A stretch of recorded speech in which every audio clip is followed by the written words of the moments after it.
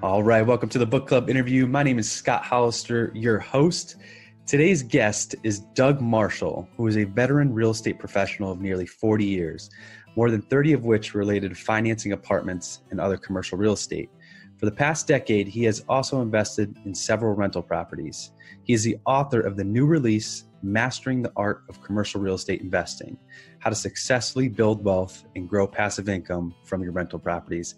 Welcome to the show today, Doug. How you doing? I'm doing great, Scott. How are you doing? I'm doing well. Anytime I get to talk about real estate and talk with the author, it's more than a fun time for me. So I appreciate you coming on the show. Well, thank you for having me.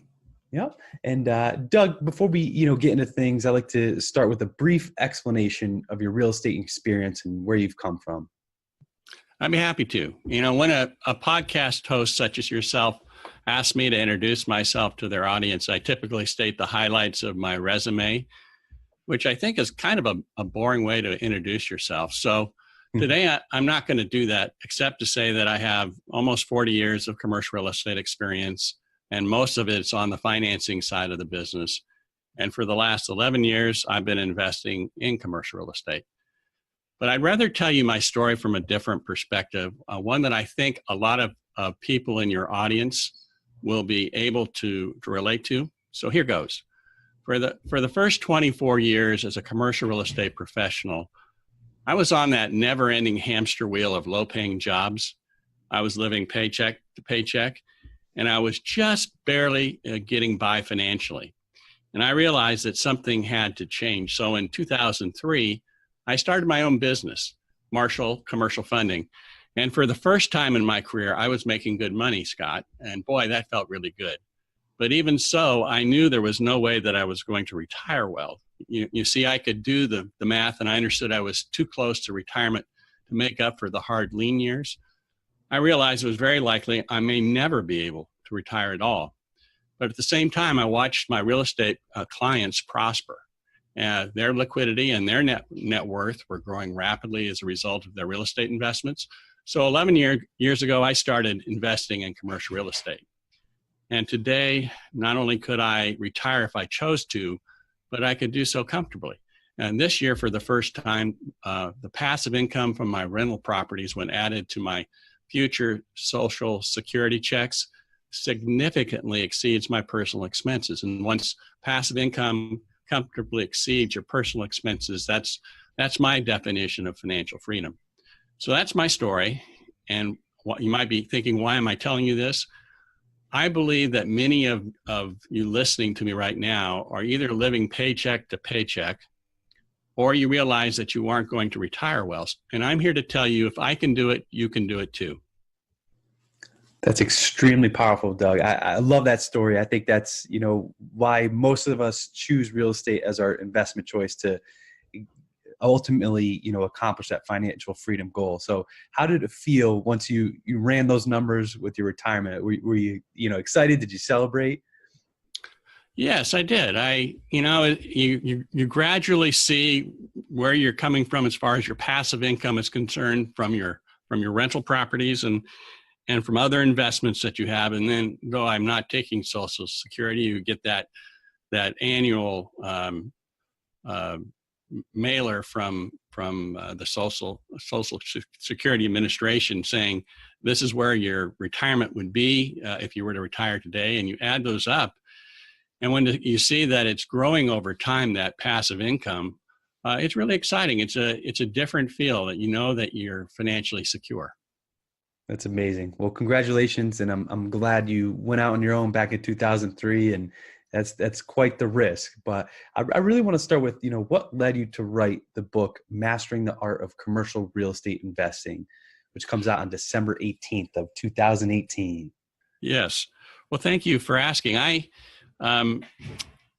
About 11 years ago, 2008, I started blogging, and my blog post came out every 2 weeks, and I was trying to write something of good content every 2 weeks for the last 11 years. And I realized about 2 years ago that if I pulled all my evergreen content, that which was timeless, together, that I'd have a pretty good group of articles that could be organized in such a fashion that I could put it into a book. And so that's what I've done. I've taken many of the blog posts that I've written over the years, and I assembled it and put it into a logical order in the book. And I realized I had a few things that I still needed to write on to complete a perfect outline of the book. So I wrote on those particular topics in the last 6 months to a year. And I feel like it is a good compilation of interesting articles that would help the new investor, commercial real estate investor, to succeed at investing in commercial real estate. And I think that's exactly what it does. As we were talking about, when we got on the phone the first time we talked, you have an amazing website where I love, we're both, book people. We love reading. And I love how you have like a summary or a synopsis of the book that you read. And it's kind of like your online libraries. And what I really liked about your book was, I think you summed it up perfectly, but to me, it was a complete book, right? And you talk about certain foundational building blocks that I think everybody needs. And I love how you build that off with the education of commercial. So, as we know, there's hundreds of books written on commercial real estate investing. So what makes this book any different from the others in your view? Well, I think there are three things. I think you just hit on one of them, and it has to do with, I think, and I would like your input on this, Scott, but I think what I'm writing on in the book are really principles of successful real estate investing. And the books that I've read on commercial real estate more are kind of like a how-to manual of how you go about investing in commercial real estate. And there's nothing wrong with that. It's just a different mindset. Mine is trying to give readers an understanding of how do you succeed? What are the success principles in being a commercial real estate investor? Versus other books that I've read on the same topic are more like a checklist of do's and don'ts as far as what you need to do to be able to invest in commercial real estate. Does that make sense to you? Would I have a correct interpretation there?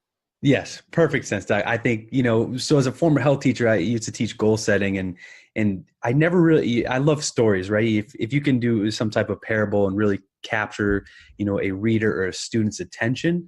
And the way I used to do it was, if we're starting to build a house, what do you start with? Okay, the foundation, right? I mean, Yep. you can go crazy with the amount of ways to invest in real estate, flipping, buying a hold, wholesale. There's many vehicles, but if you all have that foundational principles that you have, listen to that book, you're going to be successful, right? Because it either meets your criteria after that or it doesn't, and then you can move on to the next property. And that's what I love about your book. So that's the first thing, and I'll go quickly through the other two, but most real estate investing books are written from the perspective of the author, and that makes perfect sense. My book, on the other hand, is written from the perspective of my many clients. Over my career, I've had dozens of successful high net worth investors that I've worked with, and I've learned a lot from them and what to do and what not to do. So the book is a compilation of their wisdom, not just my own personal experiences in real estate investing. And the third thing I think that makes this book a little different than other books on real estate investing is this book is written from the perspective of someone whose career has been financing commercial real estate.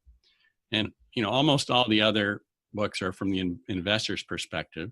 But I believe to be a successful real estate investor, you really need to have an understanding backwards and forwards of the impact of financing has on the success of your rental properties. So I probably spent a lot more time explaining the guidelines and the do's and don'ts of financing so that you have a firmer grasp on that particular part of investing in commercial real estate. Well said. And that's the stance I've been taking. And I know we talked about the CCIM, courses as well, and doing the before financing and after financing cash flow. Mm-hmm. And I just went to a weekend away in California with, George Antone, who wrote the Banker's Code. We interviewed him, and it's the same thing. It's right. He talks about it's not the asset that makes you wealthy. It's that underlying capital stack and how you put the correct financing. And I love that approach because it really is the financing, and that can either make or break your property. And if you do it correctly, that's, you're a lot more comfortable. Yep, I agree. Yep. Now, I love how you called it, mastering the art of. So is commercial real estate an art, or is it more of a science? Well, I see it more of an art. And the reason why is I've come to realize that those that I've come to know who've excelled in commercial real estate, they realize it's more than just crunching the numbers.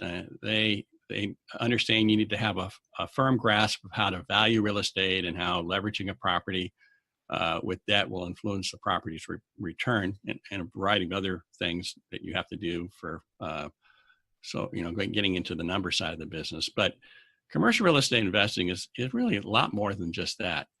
I've come to realize that those successful real estate investors I've had over the years, they develop a kind of a subjective, intuitive feel about a property. They don't look at the potential acquisition as it is at the moment. Rather, it's all about creating a vision for the property if it were renovated and managed correctly. It's also about understanding market trends and perceiving how a neighborhood is trending and developing an awareness of where we are in the real estate market cycle, to name just a few factors worth knowing. And these factors, or these parameters, are far more subjective than objective in scope. And that's why I titled the book, Mastering the Art of Commercial Real Estate Investing. It really is more of an art than it is a science. Mm-hmm. I agree. Now, about 10 years ago, you started investing in rental properties. So what indicators led you to jump into real estate then and not sooner? Well, I think you have to go back to my original story. I had, in 2003, I went out on my own. It was an incredibly good decision. I look back on it. At the time, it was very scary to kind of start your own business. I really had no desire to, but I just felt compelled to, because I realized I financially wasn't going to be able to retire well if I didn't pick up my income. And so, as I said before, I saw that my real estate investor clients were doing incredibly well, because I had investors that would come to me from year to year. They might own a dozen different properties or more. I have one right now that owns 30 plus properties. And so I would have to update their financial statement on a regular basis. And I could see just how much their net worth and liquidity were increasing over a very short period of time. And I realized that if I'm going to ever succeed to be able to retire well, I need to invest in commercial real estate. And that was my motivation for doing it. That's great. And, as someone who's fond of looking at real estate through a lender's approach, one of the best pieces of advice, and I'll have to ask you about this, was as a broker or someone who's lining up the capital, you have one of the best views, right? As the investor comes to you and you can see that, and that's that light. So I love that's how, you got started. Did you ever, think about doing it at a younger age, or is it? Oh, yes. I would love to have done it earlier, because I'm 66 right now. So I didn't start until 55. And I wish that I would have been able to start like when I was in my 30s, or maybe even my 40s. And where I would be today would be far better than I am right now. No doubt in my mind. I also think, Scott, that those people that are real estate professionals today, especially if they're on the brokerage side of the business, it would be really wise of them to say, okay, I'm going to find a client that I like and he likes me, and I'm going to take my commission that I make on the working for this particular individual who's just purchased a property, and ask if I could put that commission into the deal as equity. And because if you just think about it, if you're in your 30s at the time and you just invested in one deal, just your commission that you would have made off of that one transaction, but you do that one time every year for for 30 years, where do you think you're going to be when you're in your 60s? You're going to be financially well off, because not every deal is going to work out well, but the vast majority will. And you will do extremely well over the years as those little bits of equity grow over time. Mm. That is some wise advice, Doug. I love that. It's that slow and consistent approach. It's instead of trying to climb the mountain day one, it's just set it, forget it here and there. And you said not every deal is going to go well. So I love, you said you had 4 lessons that you learned from investing in your loser property. You mind telling us about those? Yeah, I'll be happy to. I want to let you in on a little secret, Scott. Not every commercial real estate property I invest in turns out to be a home run.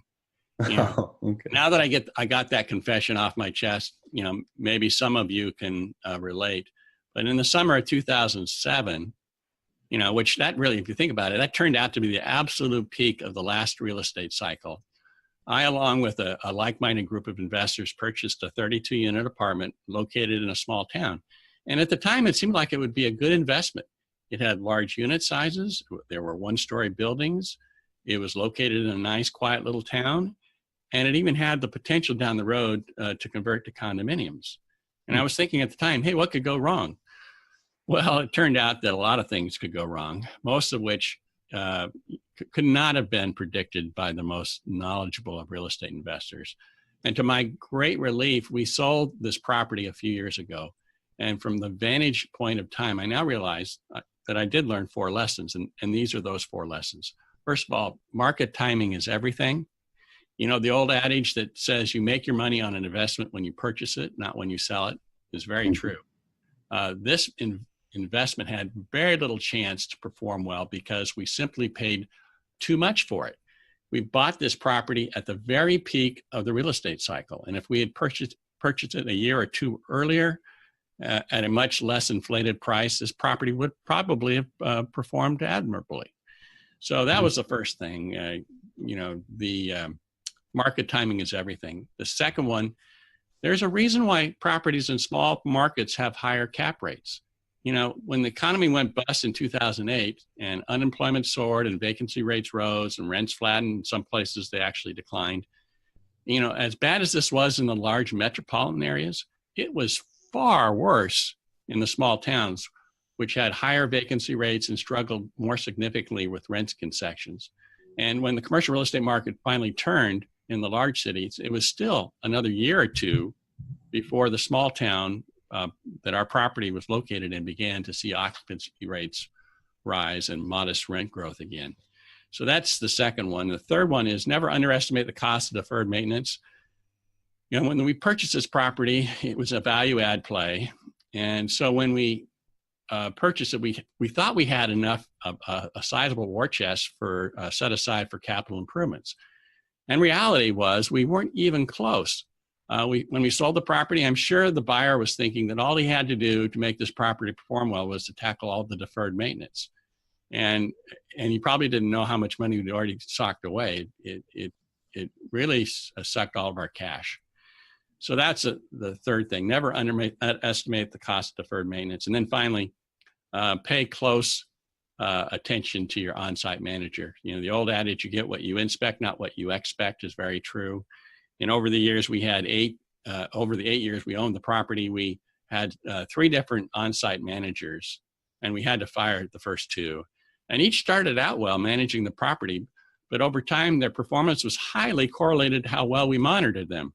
And once we began to trust how well they were managing the property's performance began to slowly go downhill.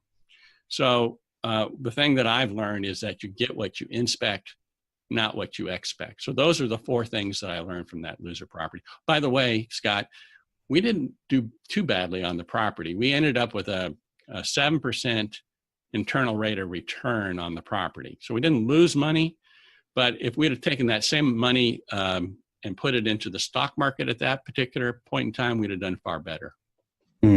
Definitely. No, well, that's good. I mean, not many people can say they, didn't lose money while still getting out ahead. I think that's an important life lesson. And you learned, I think, probably the top 4 lessons that, every real estate investor, should know. And I think as someone who lends himself, I find out it's typically, people underestimate that CapEx and how long it takes. So what do you do now when you look at investments, to bypass, getting hurt on the CapEx expenditures? Well, I think, that's a good question. I would think that what I try to do is to make sure that we have enough money set aside, that we don't go in too lean. We did on a couple of occasions early on, and now we really do have a sizable war chest that we try to have on every property, because the only type of properties that I try to buy are value-added plays. I don't try to buy, a turnkey type property where everything's going well and is in good condition and rents are fine. So everything I try to invest in is value add, which means that you really have to be very aware of the costs necessary to get a property back up to a certain level. Great. Now, this is offhand question. So as a lender, what does that look like? Do you say, I'm putting my lending hat on, hey, our group of guys who's investing in this property, we're going to need 6 months of, principal, interest, taxes, insurance. And is that how you look at it? Or I know every property is dependent, but do you have like a rule of thumb that you like to use? Well, a rule of thumb would not be, yes, Scott, I do have a rule of thumb, but it isn't based on that perspective. It would be more or less walking the property, getting an understanding of what just by walking the property, what you think is needed right up front. Mm-hmm. And you'll say, okay, this property really needs, let's just say $10,000 a unit to get it back up to snuff. And so before you actually do a complete walkthrough of the property and have people that that you use to actually give you a better set of numbers than just pulling the rule of thumb off the chart, so to speak. You at least have it in your mind. I think this property is going to need a certain amount, and then there might be some properties you look at and you say, this property is not really in that bad a condition. I think we can probably get by with maybe let's say 3,000 or 4,000 a unit just to be able to do it. And so it's something, just a rough ballpark by just walking through the property the first time. And then hopefully what you have happen is that when you have your inspector, your general contractor type of inspector going out and looking at every unit and walking the property, look at the exteriors and the roofs and the parking lot, that they will come up with a much more refined list of what needs to be done to get the property up to a certain standard that you want. Great. No, it's another, piece of education that if you just read one extra book or listen to one extra podcast, you could sidestep those big mistakes. So thank you very much for sharing those, 4 lessons you learned. I want to switch over to some of the principles and, some of the laws that you have in your book. So what are the 6 immutable laws of real estate investing? Well, the interesting thing to me, Scott, is that my real estate investors, most of them don't know one another, and yet they all have similar characteristics. They go about investing differently, but they really have certain things that they do consistently among the group, and one of them is they always insist on a margin of safety.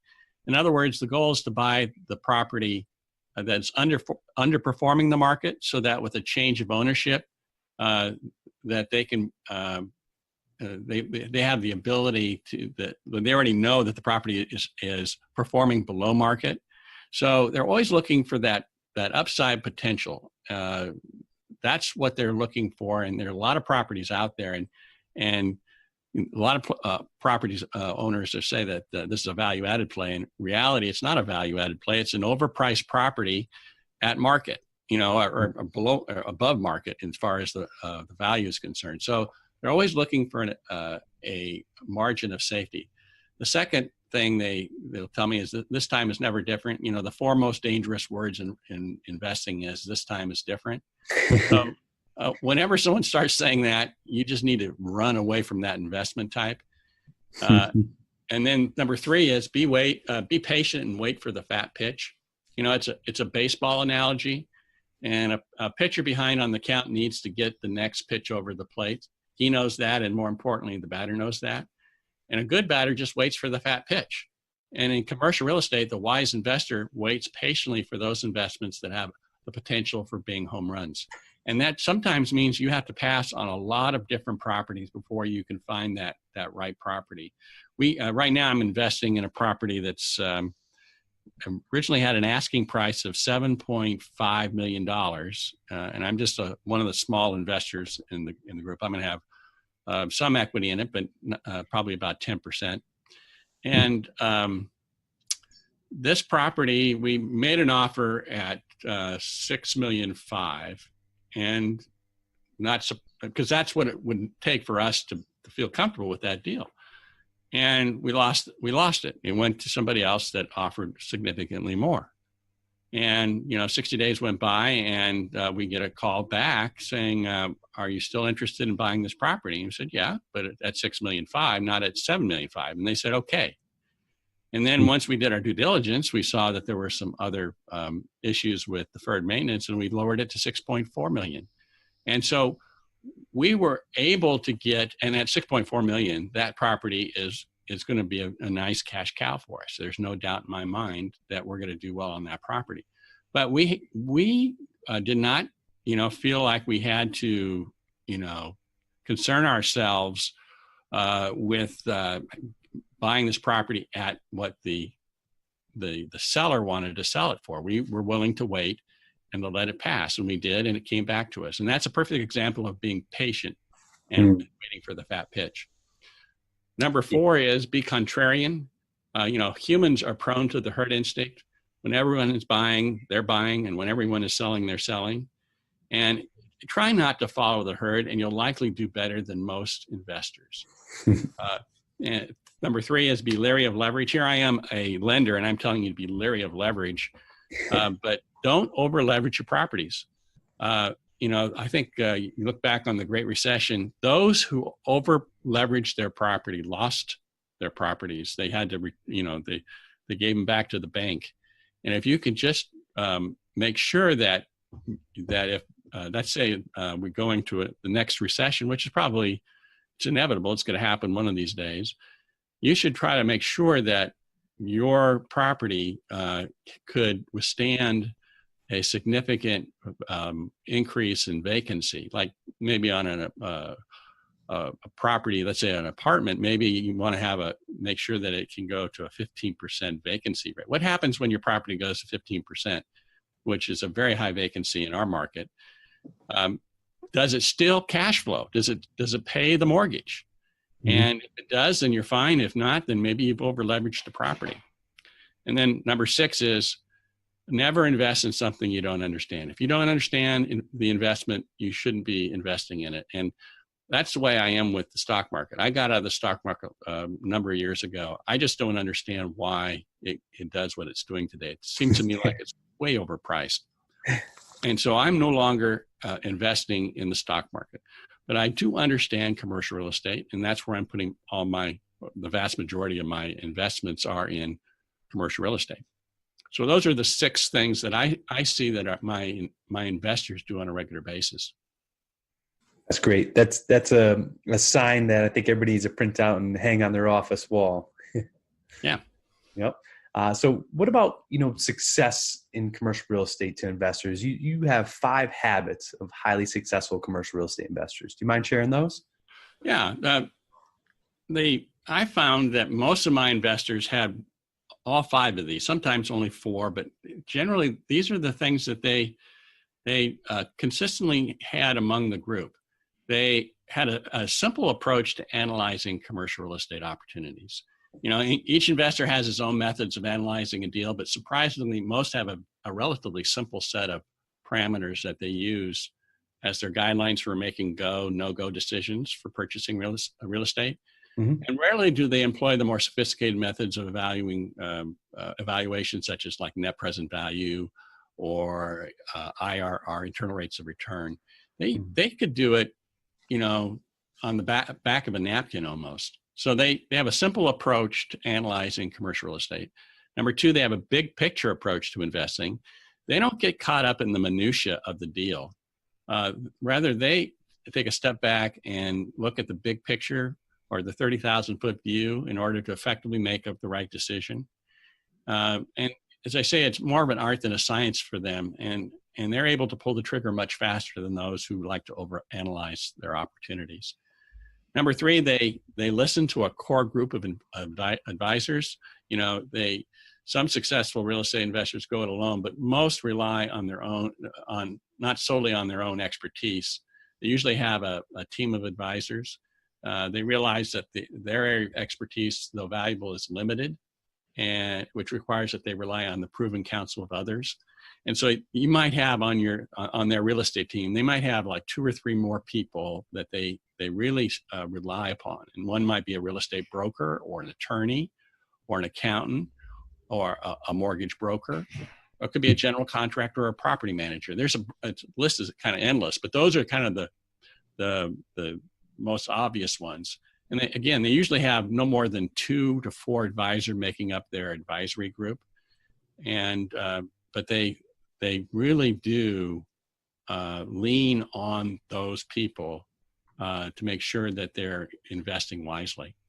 Number 4 is they monitor their investments regularly. Successful investors vary greatly on how involved they are in the day-to-day affairs of their properties. Some are totally hands-on. They enjoy the property management side of the business. The most delegate the day-to-day decisions to property management company of some sort. But all highly successful commercial real estate investors closely monitor their properties' monthly operating statement. Back on that saying I told you about, you get what you inspect, not what you expect. They intuitively understand that. They usually focus on 2 or 3 metrics, usually the vacancy rate, maybe capital repairs, and the last time rents were raised. But they have their own set of parameters that they focus in on. And then number 5, they're always seeking out new opportunities. A common thing among successful real estate investors is that they are never in the market for a new property, but they're always in the market for new opportunities. They are continually keeping their eyes and ears open for another good investment. The point of this habit is that whether they are in the market to buy more properties or not, they want others to consider them as serious players. So when the right property comes along, they will not, they'll be notified of the opportunity. And most investors that I know really enjoy investing. It's like they can't imagine not doing it. So even when they get into their 80s and they're well off financially, don't need to do it, they do it just because they enjoy the hunt, so to speak. I love that. I love how you've gathered those highly successful commercial tidbits or success tips, and I think that's why we read books, right? If we break it down to a basic level, it's we have almost 40 years of your experience, and not only your experience, Doug, but the experience of others that you worked with. And now we have it in a beautiful, easy to read format. I love that, because right there when you were speaking, I'm like, oh, this is a good tip. I'm like, this is another good one. So I appreciate that very much. Hey.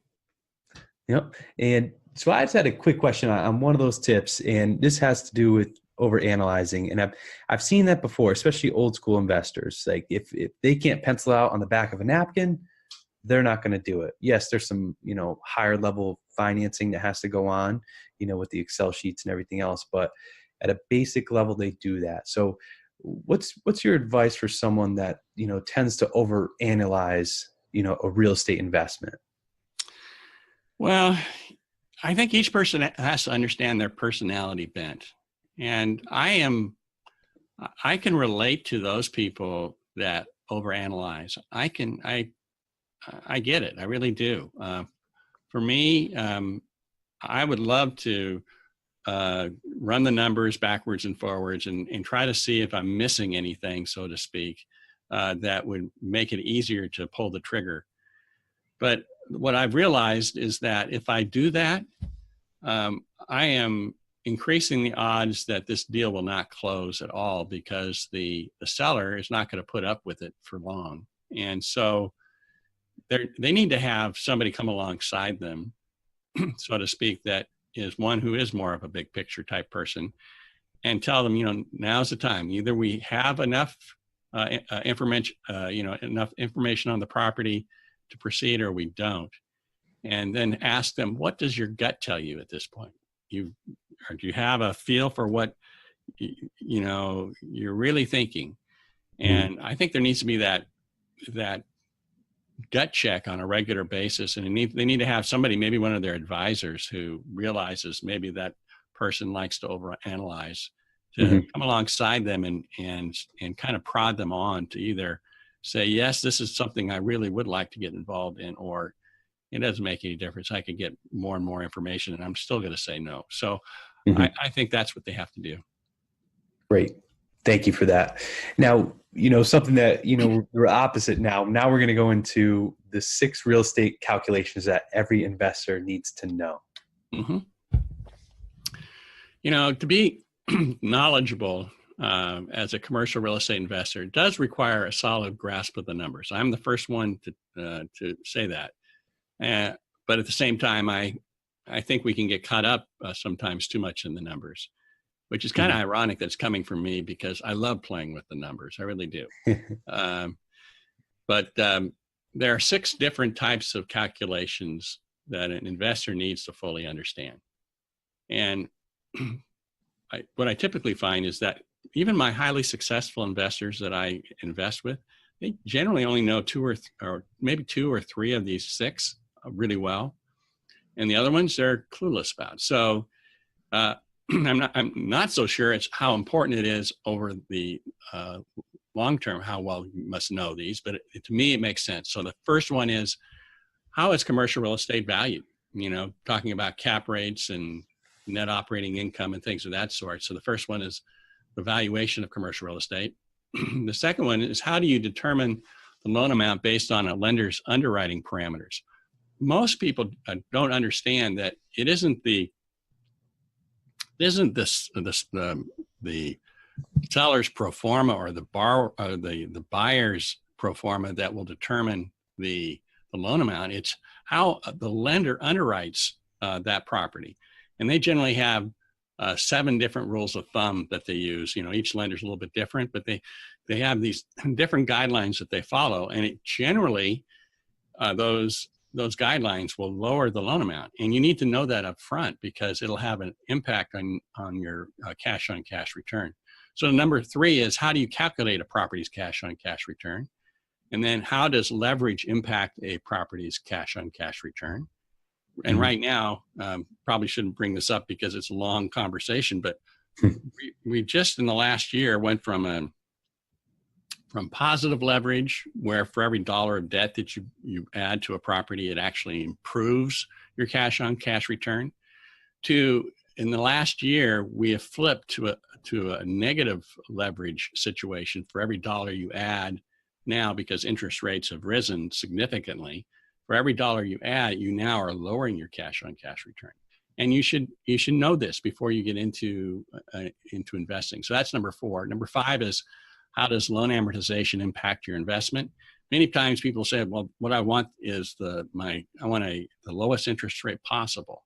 No, you really don't want the lowest interest rate possible. What you want is the lowest mortgage payment possible. And that is more of a function of your amortization, because some lenders will provide you a 25-year AM and others will provide you a 30-year AM. And if you have a slightly higher interest rate with a 30-year AM, that mortgage payment is going to be significantly less than with a 25-year AM and a lower interest rate. So you need to understand that. And then the 6th thing is, what are the financial requirements lenders require of borrowers in order for them to be approved for a loan? And that does change from one, it isn't monolithic. Lenders aren't monolithic, but they do have certain guidelines that many will follow, and it's good to know what they are in advance. So in the book, I give the reader a short a 10-question quiz to find out how knowledgeable they are on these 6 different types of commercial real estate calculations. And it gives the reader a good understanding of where they stack up compared to their peers. And for those questions they got wrong, I try to explain in detail, how these commercial real estate formulas are calculated. And I found, Scott, that I probably had a couple hundred different people take the quiz, that the average score on that a 10-question quiz is 4. I've only had 2 people that have gotten a 10 on the quiz. So there's a lot of improvement to be made by those who have taken this quiz. Yeah, I'm a firm believer in that. It's education always. I don't think there's ever a point, and you have much more experience than me. And I think and I'm sure you're going to echo this thought, is I don't think we're ever going to know everything we need to know. And we're still learning, and we're still, reading to this day. And I love how we had that great conversation. Hey, what, great books have you read? And, I know you echo that same thought when it comes to education. Absolutely. And I love the interview so far. I have a couple more questions before we wrap things up, Doug. And typically I ask the interviewee 3. So the first combined question is, what's the best advice you've ever received on business or real estate? Well, I think that on business, that I see that people consistently aren't doing, is to be 110% committed to your career.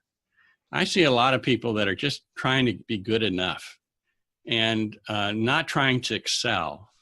And I think that's a big mistake. I think that when the next, if you're an employee, the people that they'll continue to keep during the next recession are those people that are excellent at their craft. And I think over the years, you want to become the expert in your field. So that's what I would tell. That's the best advice I've ever had. And it has served me well over the years. To become the expert in your field. Right now, I'm trying to become the thought leader in commercial real estate and on the financing side as well. So I would say that probably is it. Great. Now, what about the best advice you've ever received in life? Well, I have to think of my dad, who passed away a number of years ago, but he was an excellent role model, but he was absolutely a lousy teacher. He never taught me anything. He never said, Doug, you should do these things. This is a principle that I think you should learn. Rather, he just lived his own set of values, and he was excellent at that. And he had some life principles that I've adopted or tried my best to adopt over the years. One is to live within my means. Don't spend more money than you have is a really a good life lesson. Secondly, treat everyone equally. Show no favoritism to the wealthy or powerful. He had surprisingly a number of people that were in that category of wealthy or powerful. He was politically connected. I never quite understood that. But he also had he has a hobby. He owned trees. He had a number of forested areas that he loved to spend his time on. And he got to know all the day laborers and the people that, were out there harvesting his timber and things of that sort. And he didn't treat them any differently than he treated those people that were in high positions. And I think that was admirable of him. And then finally, I saw a number of occasions where he would try to create a win-win type of agreement so that both people in the agreement felt like they got what they wanted. He never tried to make it a win-lose situation. He always tried to leave a little bit on the table so that the person he was negotiating with wanted to proceed and felt like he was being fairly treated. Those are strong words. And, I echo that same thought. I love when I came across in the book, the lessons that you learned from your father and your mother. And my dad was a huge influence to me and part of the big reason that I got pushed into real estate. And, I love that. And I think you did a wonderful job writing the book, putting it together, and the education and knowledge that you have alone, in that book is well worth its weight in gold. So I appreciate your time so much today for being on the show, Doug. Before we kick things off, I'd love to hear when the book releases officially and where the listeners can find out more about you and where they can purchase the book. Well, thank you. I thank you for those kind words, Scott. I greatly appreciate it. I kind of like to leave with this thought in mind. There's real wealth to be created in owning commercial real estate, and it's not a myth, and it's not a get-rich-quick scheme. It actually works. And if your goal is to achieve financial freedom, then I believe strongly that real estate investing is the surest path to get there. And I believe my book, Mastering the Art of Commercial Real Estate Investing, can help you in that endeavor. And the book launches December 18th from Amazon. And you can either go to my website, which is Marshall Commercial Funding, would be marshallcf.com, and go to my book's landing page, and you can look. There's 6 different locations, online bookstores that you can get it from. If you'd like to, you can go to Amazon. It's currently pre-order from Amazon right now. And as I say, the book is coming out December 18th. Mm-hmm. Great. Well, thank you so much, Doug. Really enjoyed the show today and all the knowledge that you've given to our listeners. So thank you so much. Thank you for having me. And that concludes our book club interview with author Doug Marshall, who's coming out with his new book, Mastering the Art of Commercial Real Estate Investing, where he teaches us to successfully build wealth and grow passive income from your rental properties. In his book, you're going to learn about why investing in rental properties makes so much sense for your financial future. You'll learn about the best possible loan for your property type, how to best manage your property to reduce risk, when to buy, when not to buy, and so much more. And Doug is such a great investor with so much experience of over 35 years, and he's put together all of that knowledge that he's gained over the years working with other investors and through investments himself. I highly recommend you pick up a copy. It's a bargain for the price it is. It's going to be coming out real soon. I'll make sure to link that in the show notes. That's it for today. My name is Scott Hollister, your host, and we'll see you next time.